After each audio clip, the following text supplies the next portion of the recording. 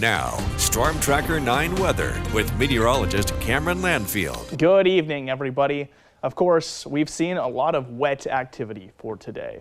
Doesn't look like we see much of a change into tomorrow either. So let me show you what's going on for tonight. That actually brings us elevated activity into the later evening. And what we're looking at here is going to be the mid-level weather pattern. It's lower down than we're used to looking at. Usually I show you something a little bit higher in the atmosphere. It's important to remember that the atmosphere has layers, and those layers all affect each other. And sometimes it's sort of hard to see what's going on if you just look at the very top. So what we're looking at here is the lower mid-level. And you can see a little bit of a drop right there. So if you were to look at the highest level, it would look like we actually had high pressure moving in, which is the case slightly, but embedded in our little drop that we see over the upper atmosphere right now is this wave. And you'd call that a short wave that crashes through for tonight and brings more activity into the area along with cooler air just for a slight bit into the evening, which builds up the instability. So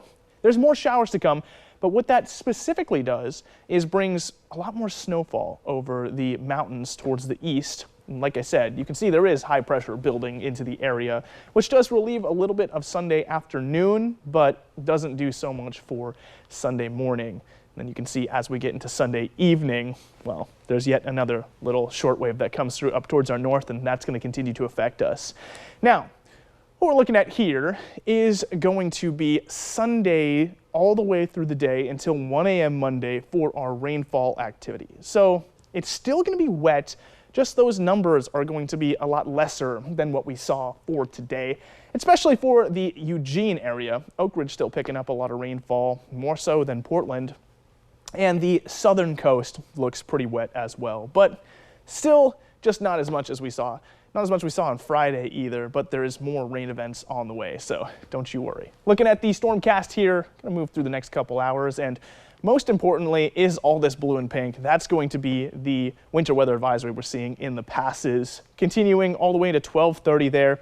You do see another pretty heavy spot for Oak Ridge. And as we get into 1 a.m., things clear out a little bit. We should have some fog in many areas for tomorrow morning too. Still wet on the southern coast, however. Into 2:30, again, that pink and blue still sitting there, even though most of the showers have died out at this point. And then we get earlier into the morning, 5:30 a.m., you are likely to start off with some showers nearly everywhere, but like I just showed you, those totals are a lot less, so not going to be as wet. Here's the extent of that winter weather advisory I was talking about. This whole blue zone is going to be above 4,500 feet. You might have some issues late tonight into early tomorrow morning. Here's a look at that entire period for the snowfall, and you can see close to 6 inches of snowfall in Willamette Pass just from 5 p.m. into 4 a.m. So it's certainly a very active period there. Now moving forward, I want to go ahead and look at the week ahead here.